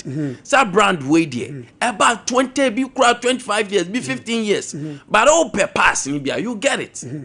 Bas are afford the buy. Ebi on my up to now open pass. The tenant said this bus I can no. It's not just like our service the ordinary cars no. Now the buses a date near day yet any season near day yet. I will tell you say buses be say VIP over 5 years but still we have those VIP buses no I don't contact.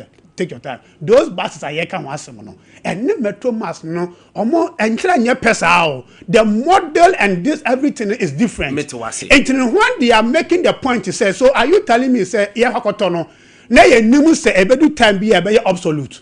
And I know that there was system ni mu a open pass out. And how na do by I thought there was system one. No, so that's the point I'm making. So let's all agree say these are machines. There are wear and tear. I know dear. For Bas that no. Sebi Utonia ya new brand aban ne cramp bedu baby a wear and tear be can bedu baby a home pass no. The company that manufacture this thing, they advance year by year. And the bedu baby crampo na sebi mo amo use iPhone. Bedu baby na iPhone dey buy pa be a modi be buy che bedu baby can open screen kwa unya dey unya. These are all things that happen, but me in all this no. The point I'm making is saying, in the middle of the challenge now, we need solution. No problems. Among for a per car, akomufi, e dia konya, but mo po adwuma, mo pe bi akodwuma po bi akofi. Give us solution. Now you don't have to, in the middle of problem, a per solution, go and rehash a 26 years ago challenge. Say 6 years ago. MD or honor management or honor etom or say or declare bus unserviceable. Oh yeah. So it tells you say they did not even just wake up to set the buses. Scanning so who scanning just inside now council. Or my any proper audit report be to show. And once he's basing that on auditor report or manya. And I say audit report and when did they commission the report? That no more commission say inquiry report to me. In the middle of this problem, Basi has some Basi nya can go free audit to me nye audit in 2026 January and you 2025 no me sure so much auditing for that one day. And I'm going to be say had it not been this issue that came up say nya Basi go free and na audit be wo ho na come me country ya na. All right. It mean the problem is say as young people no we need solution. Yeah problem. Has problem no. So we in the middle of there say we be part on Basi be a what problem be one ma. Sisi here no. What do we need? We need solution. Say amount for per car akwadwuma kwafie. Eno na sisi here here solution. What they also no ma we are this audit report, if indeed there's any, I will honor we wait to be a but you don't in the middle of this come and tell us. The point is well made. Mami call Sharif. So Sharif, yes, sir. Metro Mass buses. Say all of a sudden from power to opposition, the perspective as Because we all know and would agree to a fact say, if you don't identify a problem, you can never solve it. Waba as a new MD for a particular state agency. And the issue waba, I think say each and everybody was saying say, na metro masses na ye kofa ba ye say, emra solve this particular problem no, those buses no ewo he. And if you were in the shoes of the MD, my dear brother, wouldn't you give them a situation analysis for them to understand the precarious situation that you as the MD you are bedeviled with? Yeah. And to not being the MD, no, it's letting Ghanaians know the situation that they inherited. Is that not what he was doing? Yeah, exactly. Well, we know what Sakachro say. And yes, situation no mo baba to no mo nya so mo betu ho anamon. Tie nie. Wo mo say, wo mo percent kakakra na wo ho no. Wo mo be spare pass ahodo de aye dey. E de aye hu adwuma. But the woman say, spare pass ahodo e wa adwama so no. Wo mo koto de baba ya. Dwumadie na anase longevity wo mo percent ka bass ne be ya adwuma nsana problem for fraba no. E bia na o ma anya dey. O ma anya ne sa. So meaning say they are taking their time to make sure that they get the requisite spare pass for this particular buses. No matter me solve solution no holistically. But senka de say the force major ba yes manfo nya kamfro enipa bochenku okroma menne a driver for and I tete petrol boso ma petrol ayefo diesel boy ayefo me say my brother the last time I be pay without my motorbike and me call kejetia Dubai say me kwakoto ade it was an eyesore and we are gede no ye paya ye jo normal fare wudi ebusuo maw na sesi me sesi bon me say a bow asamato you understand a bow asamato na ye charge ufiri kejetia be ha yes ye be 15 Ghana cedis opa afro opa ko you understand but it is high time some woman will be saying the betimi abuaba be reduce that particular burden no because it is almost as if as a natural no omo ye dey omo dominate. So si enya metro mass mu no omo ye adwuma ayalolo no and also ye adwuma send ye simi fata that monopoly now omo enjoy ya wo mo busu nti ebuo bi omo timi de je no ebe ye den ebe ba form. So that is what we are talking about. And you see, John Dramani Mahama's administration is problem-solving oriented. But, Sharif, sorry. But people like myself, any the Eclectus can, we also ask, we are in the midst of crisis. Yes. Though it's good to give a historical antecedent. The NRA is here, anti-basis in you. Say we are crying, say, the cost will come. We need the public transport, so be intervening. Do you have to refer us back to the AC? What is the solution? DNA, because we've been there for over a year now. Senior. And you saw our problem with. You have to be pragmatic. Yes, senior. You see, waba company mo for as MD. I was so the SWOT analysis. Who the strength and the weakness. Who the strength? Issue waba. I will be able to say, "Sa brain ye here metro mass in a way." And what I say, this is where they find themselves. To say solutions are somehow okay. Senior, you are a journalist, and then when you say we the politicians, they will take yours for it than us. It wouldn't Hanum and a transport minister and then the deputy call India. Our more buses, word you or video buses, and about two social media. Is this not part of the solution? That is why I said initially, John Dramani Mahama's administration is problem-solving oriented. But in order for people to appreciate the kind of problem Wababe solving, they have to know the problem. Because senior, to say baby, I would take Wakoya Kesi. And now, someone today situation a wom. Now we ye bibi man na be kama. Ye wunu se wonu wa ye bibi ama na ye kama. Ba de na ye kama na ye den. Aye kama. But the problem you will be deviled with. This is it. And here is where we are now. That is where people will intend to appreciate the kind of work you are putting in place. So bet me solve an issue. And that is what the MD is doing. And if you could see here, this particular His Excellency John Dramani Mahama administration no yenya ya adwen say ye ba be yesa fanfare ne sa no ma ne da bi each and every MDBR no ama wo no situation na wo ene kwan a offer so aye den atu hu anamo ama bibi aye den aye kama, and that is precisely what Mr. Haruna is doing for the good people of Ghana. But moreover, this particular lorry fare issue yeah can wasema adeno boom comes no, it is high time and what say we the political divide because esi wo MPP apenso esi wo NDC apenso and what say ye nyina ye tete su kokko chia driver for no because wo de ya tumu dia wonim say wo say wo to lorry fare mu but ya te lorry fare so you don't see the need say wo say wo ye den wo te lorry fare so. And then there is one thing I think say see the year juma ebeboa.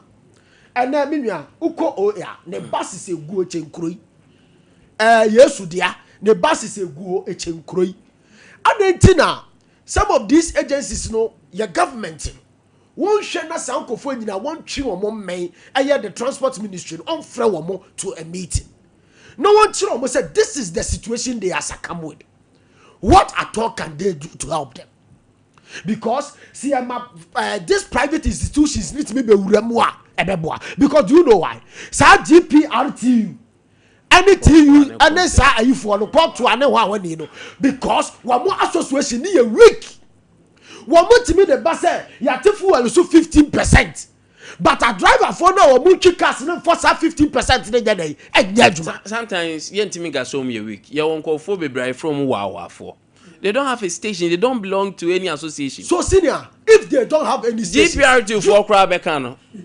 Na proto was ye. Your friend go for be concerned. Your friend true drivers. Ye. So me senior, it's me problem. They say that is why I brought in the transport ministry. I think that is the solution. That is the solution because so yes, so can see a tint to Kokwa on the car. Though I agree, say also your law abiding, but. When said you use to word and say there's a competition recently go government have the major shares a woman go to your move so am a total so am a star oil so all the OMC started reducing but if you don't have competition no be enjoy monopoly then decide decision making a be monopoly or any pan the open when you say star oil crampo mago pressure. Of course, competition. There's competition. Star oil pressure. There's competition in the market. That is it.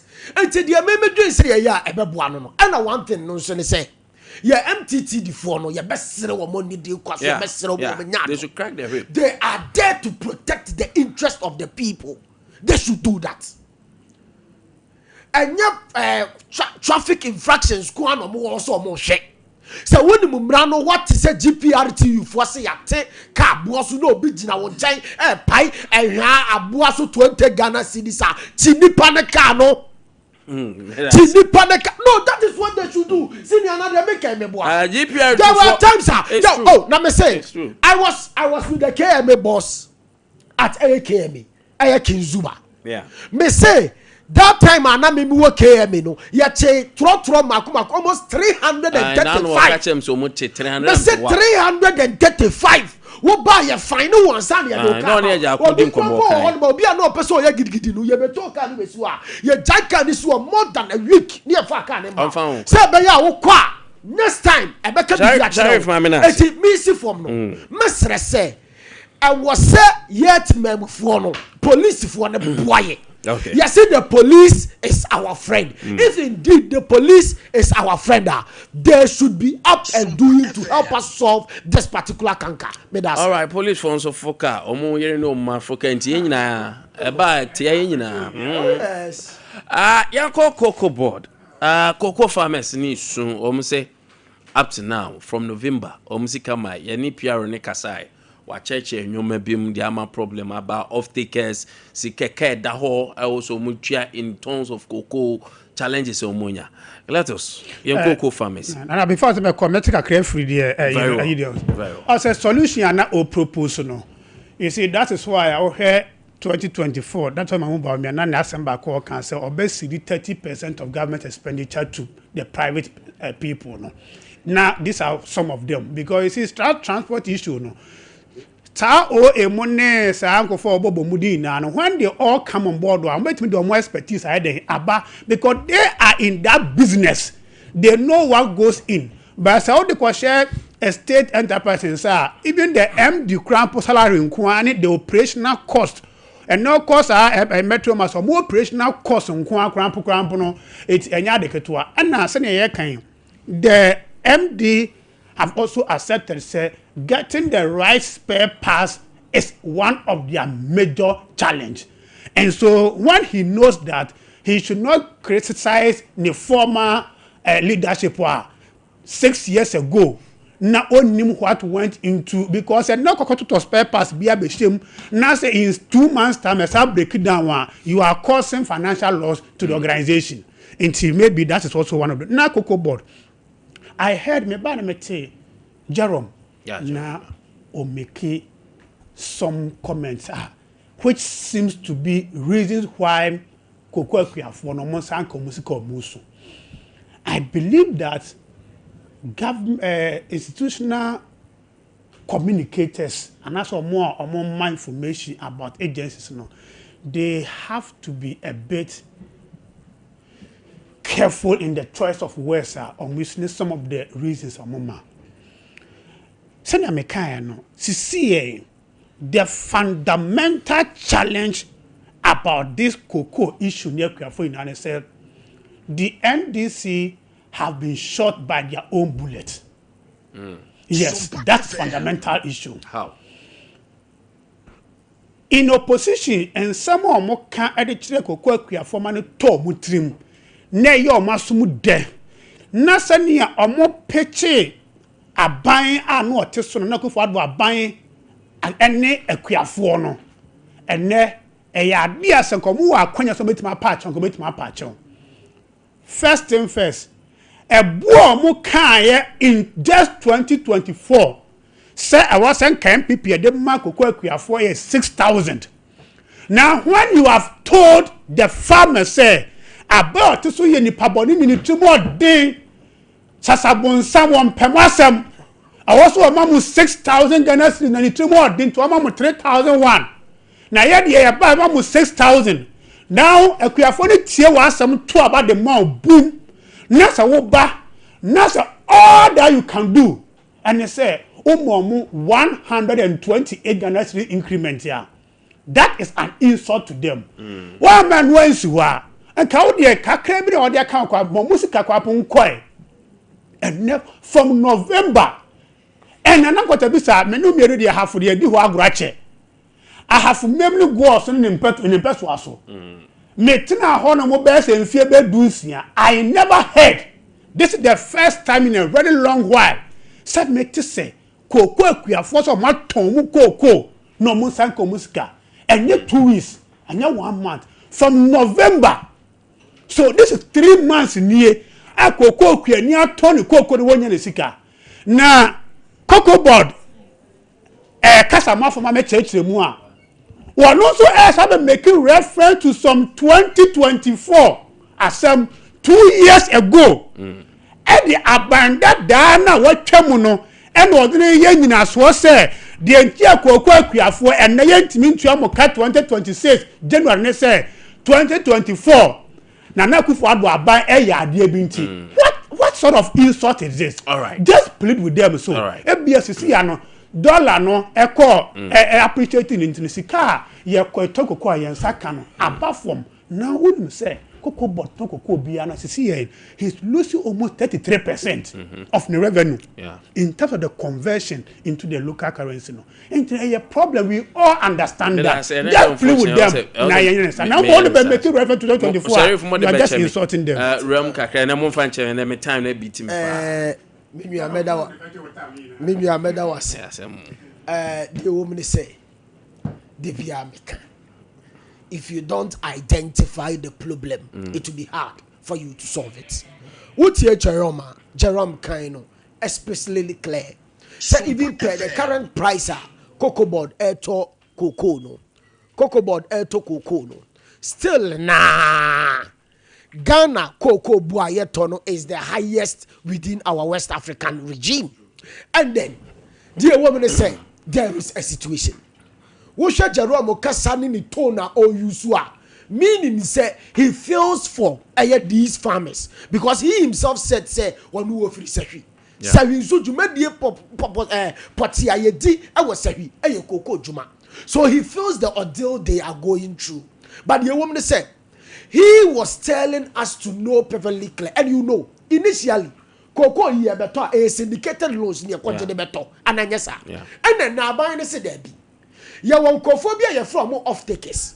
Off takers no di omo ba omo adi omo sika ye den eba no mo di omo sika na ba be wura eye cocoa board mu na cocoa board so akira mu cocoa crate ahodo a wo mo within the various regions no ma ko mo no ma kwa to cocoa na dia free omo no mo na dia ye den e dia bre cocoa board na problem a ba nyina ne se John Dramani Mahama ene eye atofo so omo ye hwehwe ne mu dodo di ne sent ne say wo ma yere dollar ne kete ama dollar ne huri a ehuri watwe ne ho ba bia entwe ana dollar ne da from say flat to Jerome or saying infective. Yes, ana make tell say yes the engine access dollar no so dollar ne twe ne ho ba bia nya den ana no so no fa 1 or 2 situations na me see from the woman say ya ma me nom ya papa nom akuafo ya besere o mani die kwa so ya besere o mu anyado se o mu benya abotre e dia mo aban no na aban no wo se obehwe ama bibibia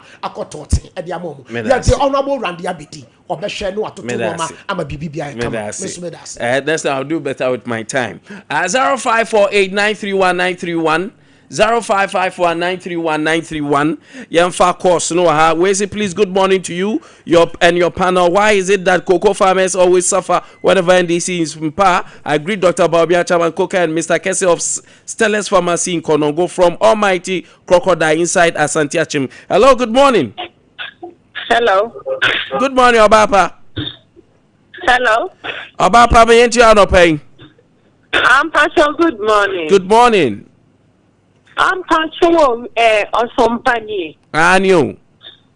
Ready Mr. Wo na no me hu say auntie. No one abaya bi Oh there be what they are afraid we gather now afraid why and I say hello good morning. Champion. Ogolo Sompa me etio.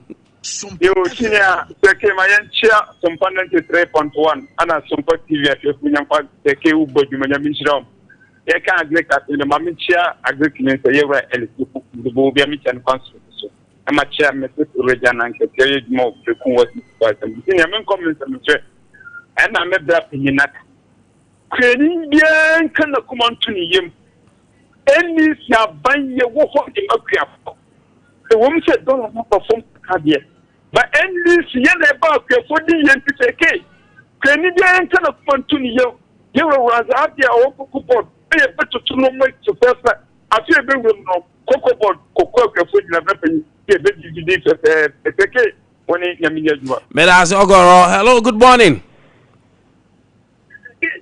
Hello, good morning. Hello, good morning. Yanko.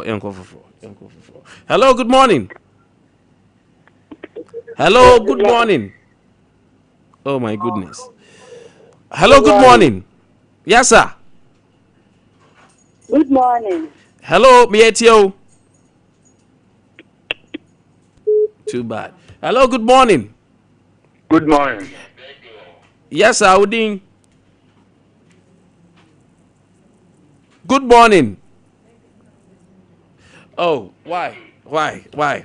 All right. I don't know why I'm from Tim but Monkasa. It's Ken time. So I'm urging all NPP delegates to choose Kennedy as appointed 1st January because he is being loved by all Ghanaians, not only the NPP.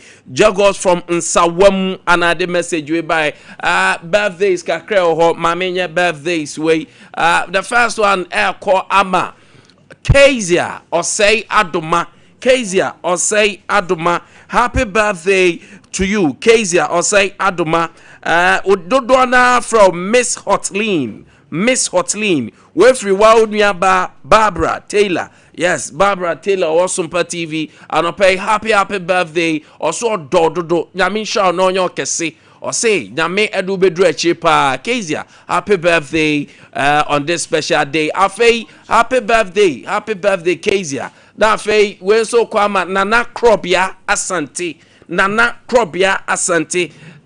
happy birthday to you krobia yese nyame se nyame from free adumu enko adumu yese nyame se onyame a wahye nyuma pass no onko so a emanye kese yesa pomden ne nkwatenten ne ahoden anem de maw nana krobia asante yamwa wodapa happy birthday say nyame nyo kese bibre sanso na Linda of Faudi Linda dey wa woda we free Sheriff for happy birthday Linda or Fawadi nyame enyo kese no show Sheriff say busuani nyina dog na nyame enyo kese pa you are the best. Happy birthday, Linda. Enjoy your day. On that note, thank you, gentlemen. Nyame watching na mo course yetima fa me won course ne baba line no edisive me kakra. Ya frame na Kwame Osu Nkwantabisa na Nkwantabisa ni Barbara FMCR team ni nyina nyame hram Kwame Agya Konso bam. Ye betena se chena ne yedi kom Sam Radio Sports bobobo. Ye team ne tena se aduro bi anka dem.